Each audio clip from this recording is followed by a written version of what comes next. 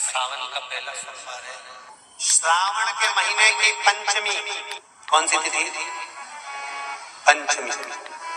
चाहे वो शुक्ल पक्ष की हो चाहे वो कृष्ण पक्ष की। श्रावण महीने की पंचमी के दिन शंकर भगवान पर जिस जिस परिवार के व्यक्ति का कांवड़ जल हमने बताया है आपको, जरूरी नहीं है कि डंडा बांधकर 2 कावड़ के जल के लोटे लेकर जाओ, आप अपने हाथ में भी 2 पात्र लेकर जा सकते हैं।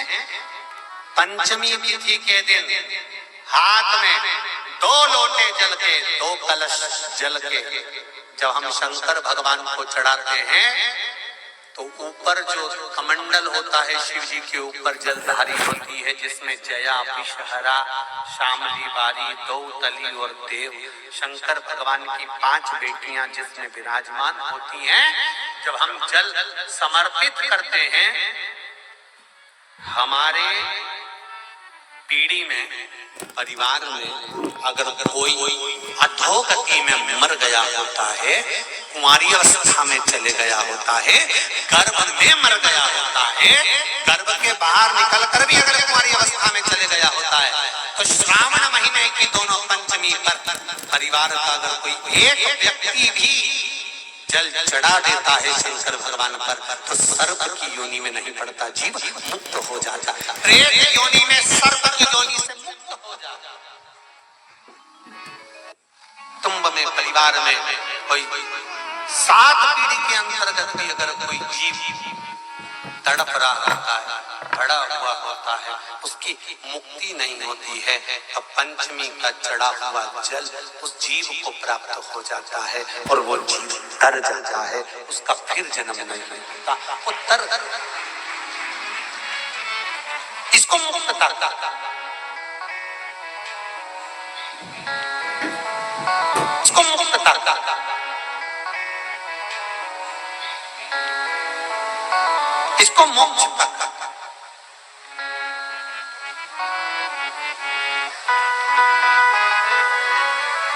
ये मुक्ति, ये मोक्ष, इसी से कहेंगे कि ये मुक्तता है।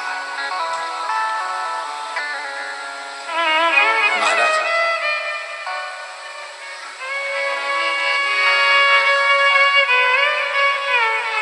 चढ़ाते हो आप लोग पंचमी के दिन, चाहे नाग पंचमी हो, चाहे श्रावण महीने की शुक्ल पक्ष की, चाहे कृष्ण पक्ष की पंचमी हो,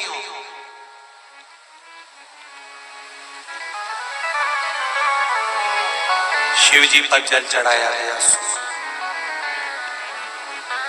और समझ लो अच्छे से, श्रावण महीने की पंचमी के दिन देवाधिदेव महादेव पर चढ़ाई गई शमी पत्र, शंकर भगवान पर चढ़ाई गई शमी पत्र, आस्तिक मुनि का नाम लेकर, कौन से मुनि? आस्तिक मुनि का नाम लेकर शमी पत्र को वापस उठाकर उसको अपने दरवाजे की चौखट पर कहीं पर भी या द्वार पर कहीं पर भी एक ओर रख देने पर घर के अंदर, बगीचे के अंदर सर्प प्रवेश नहीं करता। ध्यान रखिए, सर्प प्रवेश नहीं करेगा। शमी पत्र समर्पित करने में उस शमी पत्र को आस्तिक मुनि का स्मरण करने, कौन से मुनि है? आस्तिक मुनि का स्मरण करने पर कि भीतर घर के अंदर बगीचे में सर्प भी प्रवेश नहीं। उस शमी पत्र में जया, विषहरा, शामली बारी, दौतली और देव, ये 5 कन्याओं का भाव प्रकट हो जाता है और वो कन्याएं हमारे घर के द्वार की रक्षा करती है। तुम्हारे घर की बहन बेटी क्या करती है? तुम्हारे घर की बहन बेटियां क्या करती हैं? घर में बहन बेटी आती हैं तो बद्दुआ देकर नहीं जाती, घर में कन्याएं रहती हैं बद्दुआ नहीं देती। घर की बेटियां जब दरवाजा छोड़कर शादी कर वाले दिन, विदाई के दिन अगर जाती भी हैं तो बेटियां हाथ में धान भर कर फेंक कर जाती हैं कि मेरा मायका खूब फले फूले आगे बढ़े। छापे लगाकर चली जाती हैं कि हमने हमारी जीवन की सारी दौलत, जीवन का सारा सुख अपने मायके में दे दिया है। वो बेटियां तो जया, विषहरा, श्यामली बारी, दौतली, देव, ये उस घर में निवास करती हैं जिससे ये घर में हम रक्षा कर सकते।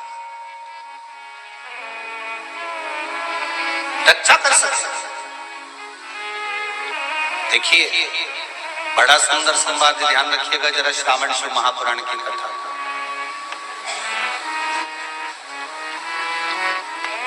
केवल एक पुरुष का कार्य नहीं है परिवार का भार उठाने, केवल एक पुरुष का भार कर्तव्य नहीं कि परिवार का भार केवल पुरुष उठाए। शिव महापुराण की कथा कहती है कि धर्म पत्नी जो होती है, जिसको धर्म की ध्वजा कहा जाता है, धर्म पत्नी जो होती है ये पति के साथ मिलकर आधा भार अपने माथे पर लेकर चलती है, उसको धर्म पत्नी कहते हैं, जो भार तत्व को ग्रहण कर चलती है।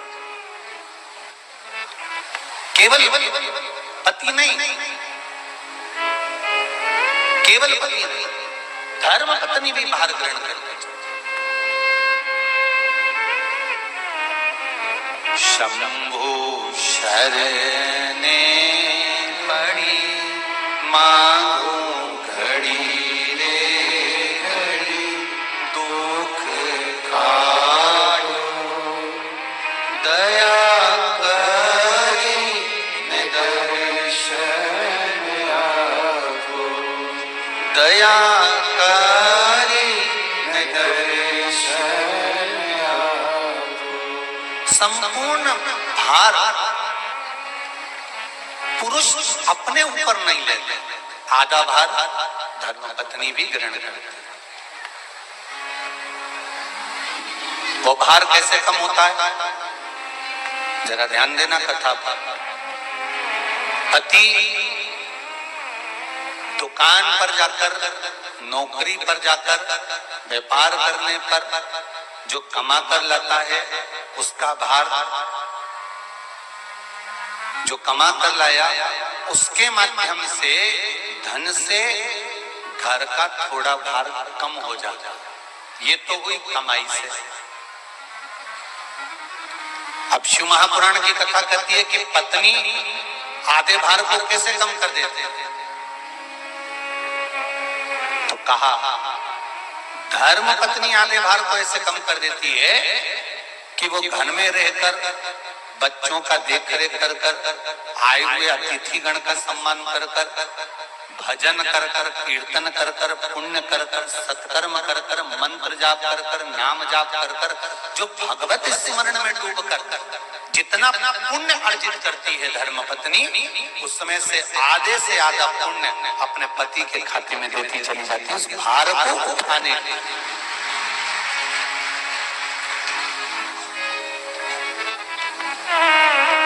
उस भार को उठाने में आधे से आधा भार धर्मपत्नी अपने व्रत, अनुष्ठान, मंत्र, साधना, तप, उपवास आदि के माध्यम से काटती है।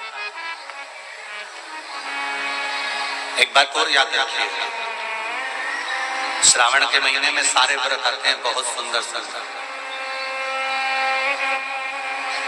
छोटी तीज का व्रत भी लिया जाता है, बड़ी तीज का व्रत लिया जाता है। दुबे जी, छोटी तीज भी आएगी, बड़ी तीज भी आएगी, और अच्छे से अच्छे व्रतों का क्रम रामकिशोर जी बीच बीच में श्रावण, भादो, कुमार, कार्तिक में आते रहते।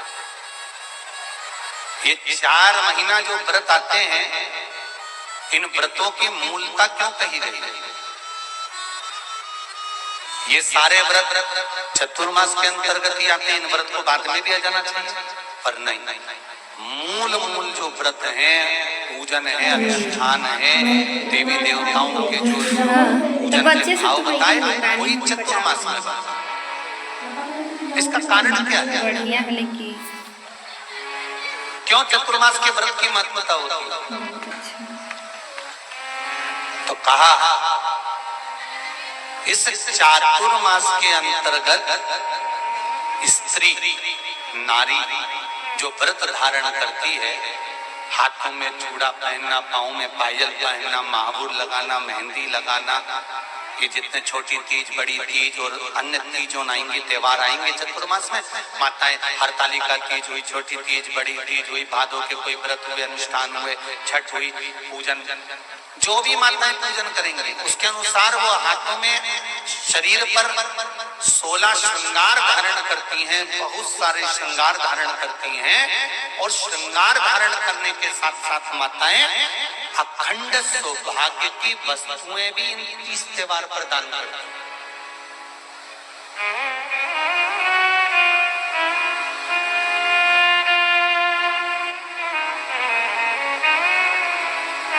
जो अखंड सौभाग्य की सूचक,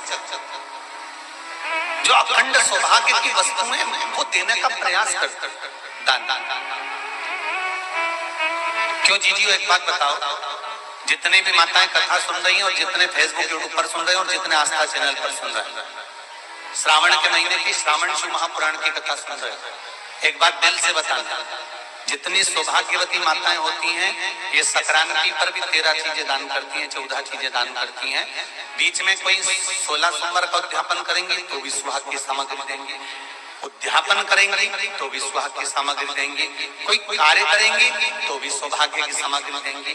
सौभाग्य की सामग्री का दान क्यों किया जाए? सौभाग्य सूचक वस्तुओं का दान क्यों किया जाए? सौभाग्य की वस्तुएं क्यों प्रदान करी जाती है, क्यों दी जाती है? उसका कारण क्या है?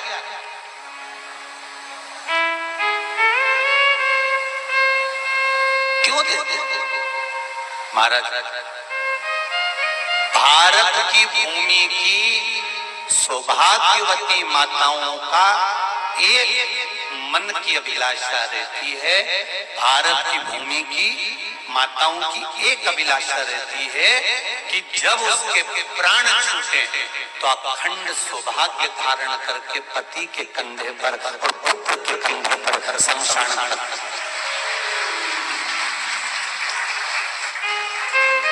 ये भारत की भूमि की माताओं की सोच, उनके मन का संकल्प, उनके मन का भाव।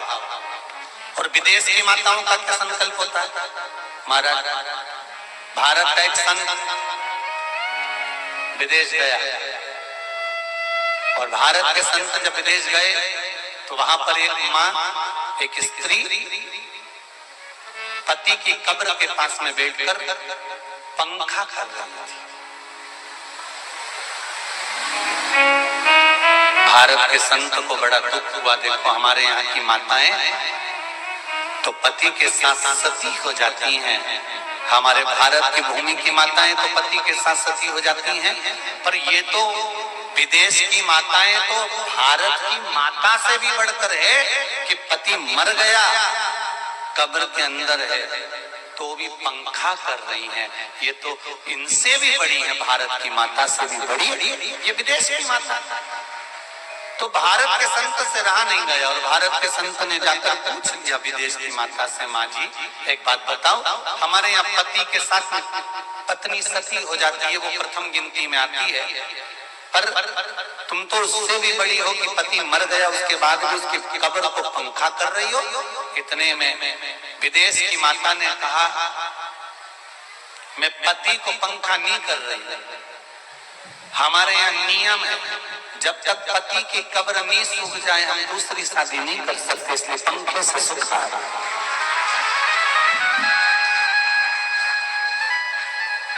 इसलिए पंखे से सुखा रही है। मेरे भारत की माताओं में और विदेश की माताओं में अंतर है। मेरे भारत की माताएं अखंड सौभाग्य की वस्तुएं धारण कर अपने आप को गौरान्वितता महसूस करती हैं और विदेश की माताएं ये सब वस्तुएं उतार कर गौरान्वितता महसूस करती हैं।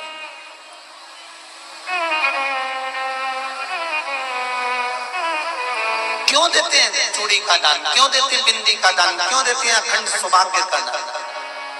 किस महाराज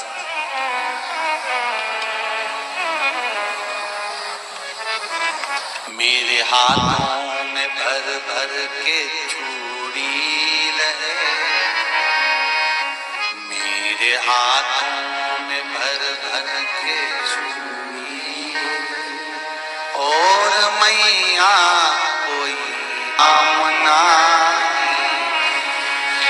मेरे मस्तक पे चमकती चूनर रहे, मेरे मस्तक पे चमकती चूनर रहे, और मैया कोई कामना मेरी मांगों में भर भर के सिंदूर रहे, मेरी मांगों में भर भर के सिंदूर रहे, और मैया कोई कामना नहीं, मेरे पाँव में बिछुड़ी का जोड़ा, एक बिछुड़ी नहीं, कितनी? 2, 3, 4, 5, एक एक पाँव में जोड़े से बिछुड़ी होना चाहिए, केवल एक ही नहीं, सिंगल नहीं। वो तो आजकल का फैशन हो गया महाराज, जो केवल एक बिछुड़ी धारण कर लो उसी में फैशन दिखे। श्रावण की शिव महापुराण की कथा कहती है, जब बेटी को विदा करा जाता है और पहली बार बेटी के पांव में जब बिछुड़ी डाली जाती है, तो वो बिछुड़ी भी अलग अलग नहीं होती, उस बिछुड़ी के जोड़ को चेन से एक दूसरे से बंधा हुआ होता। बोला सही है कि गलत? जितने आस्था चैनल पर कथा सुन रहे हैं, जितने फेसबुक पर सुन रहे हैं, यूट्यूब पर सुन रहे हैं, सुन लेना कि मेरे भारत की माताओं का जब पाणी ग्रहण संस्कार किसी बेटी का होता है, उसके पांव में जब पहली बार बिछुड़ा पिनाया जाता है, बिछुड़ी पिनाई जाती है, तो वो बिछुड़ी भी एक दूसरे से बंधी हुई होती है, चेन से बंधी हुई होती है। उसको अलग अलग वाली बिछुड़ी शादी के मंडप में नहीं पिनाई जाती। क्यों? जैसे ये बिछुड़ी एक दूसरे से पांव में बंधी हुई है, तुम्हारी जिंदगी अंतिम श्वास तक ऐसी ही बंधी है, यही बनना चाहिए। तो अब माताओं ने थोड़ा सा फैशन चेंज कर दिया, अब पांव में ज्यादा बिछुड़ी